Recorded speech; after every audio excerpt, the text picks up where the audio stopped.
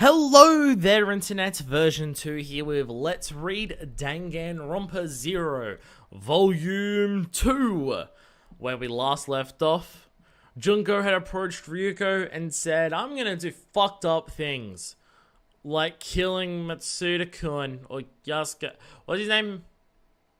I forget which. Is it Yasuke-kun or Matsuda-kun? I forget. Yasuke Matsuda is gonna die, or gonna be killed. And that's part of Junko's ultimate big plan, along with crushing Azura Kamakura. And then Ryuko ran off to try and do something, saying that she was falling into despair while she was doing it. Or that she was heading down the path where she was going to fall into despair without even really realizing that she was doing so. And today we continue where that train of thought left off in Volume 2. Well, there's a lot of speaking here, so maybe we go to somewhere different. Let us find out together, shall we? Volume 2, Chapter 1. Yasuke-kun, it's Yasuke-kun. What is it? Hey, Yasuke-kun, I said what is it? Why are you angry? Are you for real? Because I spent my entire day trying to find a criminal. You should have said it was you who destroyed it all along. Why'd you lie about it? I really didn't lie about anything. I just didn't mention it. Is this about the sandcastle? It's the same thing. Why did you do such a thing? It's because you never leave your house anymore, Yasuke-kun. Huh? I thought maybe if I made a sandcastle, you'd come look. There's no sense in making them if you don't look at them.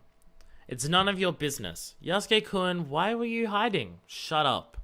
Don't you like people seeing you cry? I'll hit you. You can't hit a girl, Yasuke-kun. You're just another dim-witted girl with no personality. I won't cry, okay? I'm not trying to make you cry.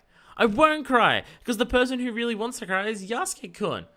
What are you saying? I don't cry. Why do you keep pretending to be strong? I'm not trying to be strong. Jeez, laying into him. You don't have to pretend to be strong in front of me. I don't care if I'm a dim-witted girl with no personality. Big silence. The biggest of silence. Anyway, if I saw you crying, I'd bet I'd like you more. That's kind of gross. It's fine if it's gross. Besides, I've decided something. Even if you hide, I'll always be by your side. You can't escape me. You sound like a stalker. I'm not a stalker. I'm your lover. Since when were you my lover? Is that something you've decided by yourself? Hey, since we're lovers, I'll be with you when you're sad. I'm not really sad. There you go, pretending to be strong again. I'm not pretending to be strong, I'm just not sad. Yasuke-kun. In the end, she didn't even remember who I am. She just figured I was some kid she didn't care about. I couldn't even call her mom anymore in case she'd get scared. I had to pretend to be someone else's kid. I'm not gonna cry for her sake. Now that she's dead, I've got a load off my shoulders. I don't have to be an actor in a play anymore. Oh, this explains a couple things. Why he's a dick to people with shit memory. Well, he's a dick in general, it seems, but why he became a neurologist in the first place, and why he's a dick to Ryuko with her bad memory. It's because he went through his parent having either Alzheimer's or dementia and forgetting who they were. Oh. But it was because of a disease. Yeah, there it is. I said it was unavoidable, didn't I? I'm sick of hearing it. The doctor was always saying that. The doctor didn't do anything. If he were really a doctor, he would have cured my mum's disease. He sounds like a phony. If I were a doctor, I would have cured her disease easily. Are you going to cry? I said I don't cry. Don't worry. I'll never forget about you, Yasuke-kun. What? It's a weird thing to say so suddenly. It's not weird. I really mean it. Even if I forget everything else in this world, I'll absolutely remember you. If you do forget, what will you do? Then you'll cure me, Yasuke-kun. If you become a doctor, you'll be able to cure any disease I have, won't you? Well, yeah, I guess. And if you forget, I'll remember you. But if I don't remember, we'll still be together forever. We'll spend our whole lives looking after each other. I knew it. You really are a stalker, aren't you? Anyway, we'll always be together. Hey, since we'll always be together, it's okay to do embarrassing things. It's okay to cry. You can cry forever. You really are weird. So have you given up? You won't laugh at me? I won't laugh at you. You won't try to comfort me? I won't try to comfort you.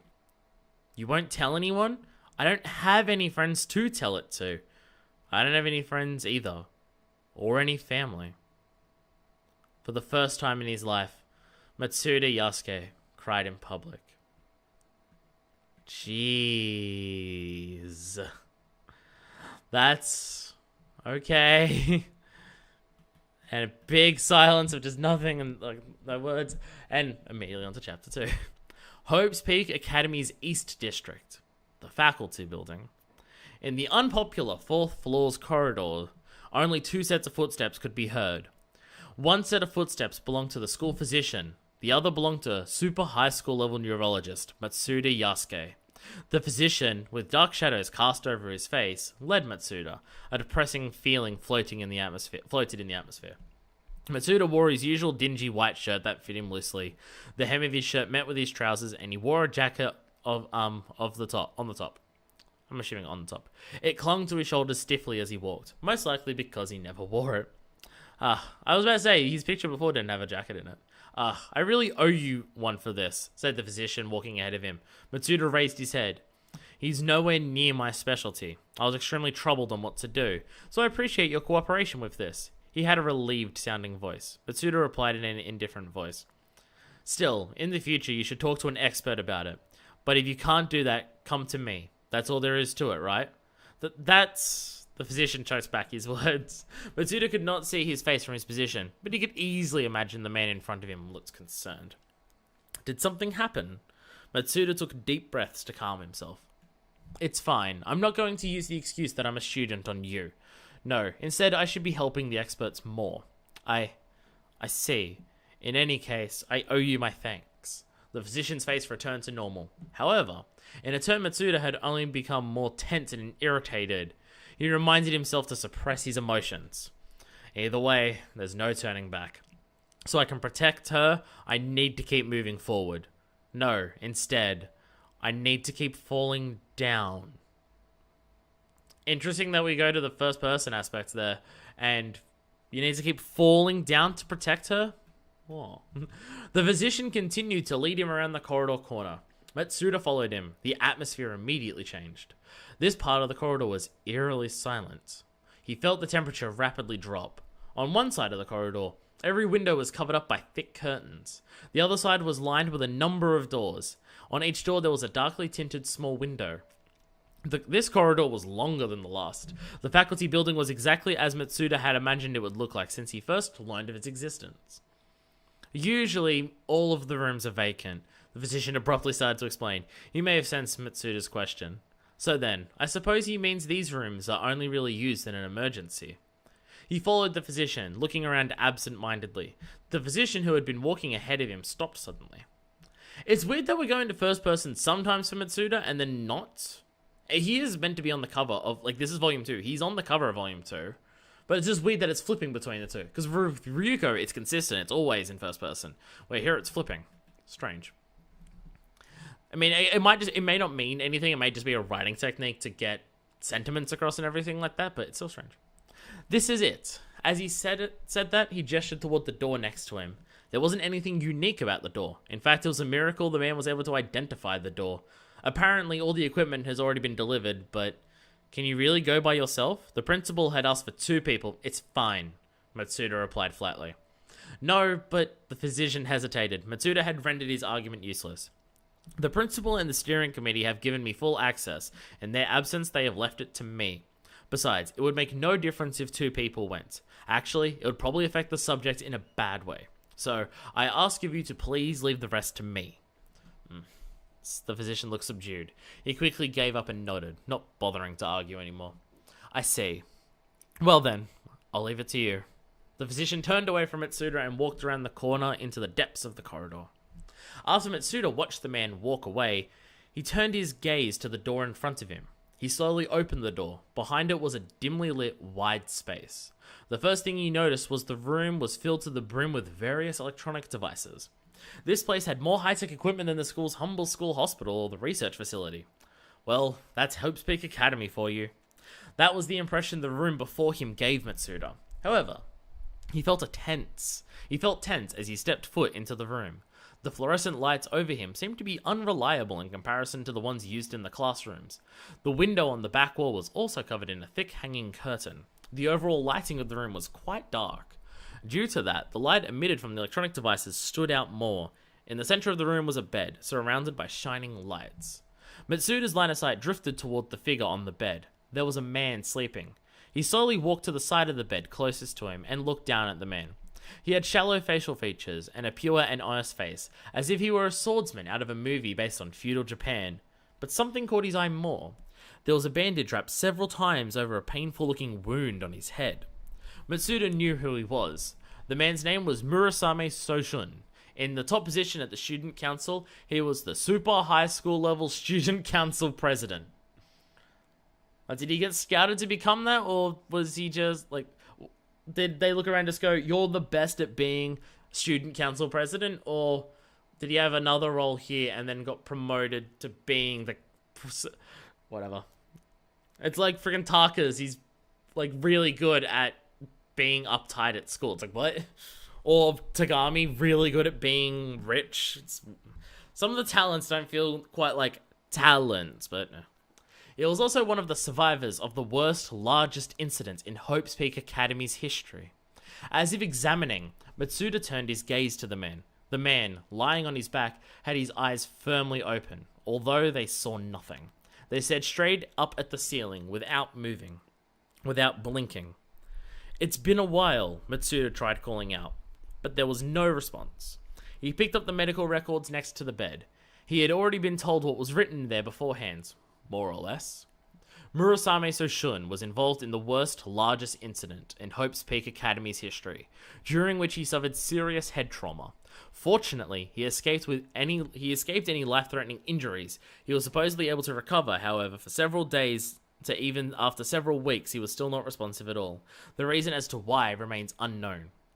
As Matsuda returned the medical record to the bedside table, he tried raising his voice again. Do you know who I am?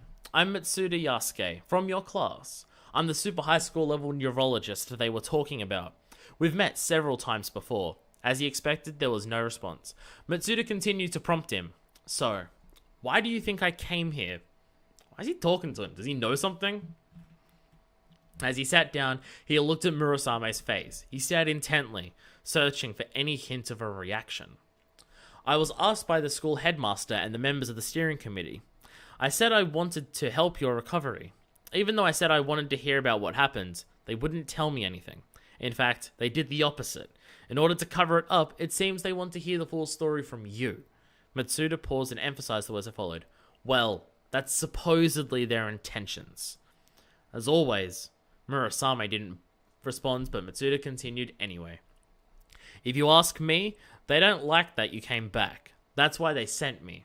So even if I do everything I possibly can, you can't stay. So, I don't really care either way. Having you gone will probably work out for the best for them. But what if you don't disappear? If you do come back, that'll really screw over their plans, won't it? When that happens, I wonder what they'll do. Once they get the story out of you, they'd be under a lot of pressure. As Matsuda explained the circumstances, he picked up Murasame's right hand. After lifting it, he soon released it. However, the man's hand showed no sign of strength and dropped straight back onto the bed. But I don't really know about that either. They're trying to hide and abandon the student council president because there's a criminal behind the incident, isn't there? Matsuda leaned forward. Their faces were almost touching. He looked deeply into Murasame's unseeing eyes. One false move and this will turn into a yaoi romper.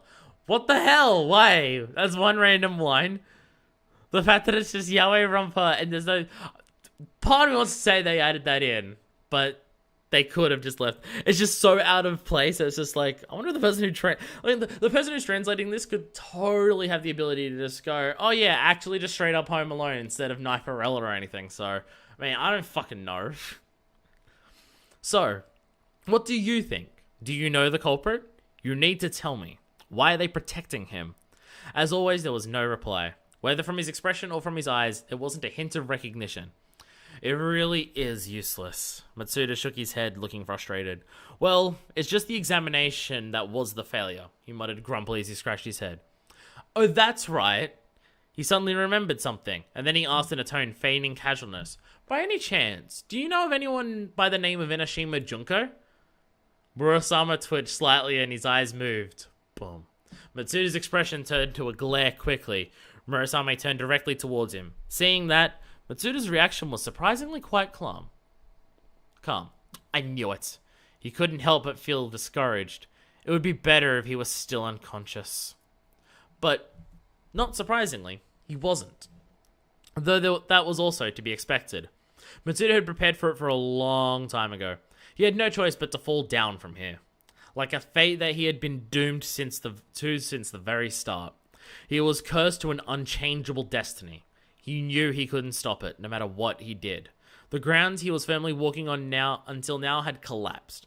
As he fell to the bottom of the deep abyss, he could taste it in his mouth. It was just a metaphor, but it was also quite real. Even as he fell, Matsuda knew exactly what was happening. I have a funny feeling that Murasama is not going to be alive for much longer. Why do I have this weird feeling?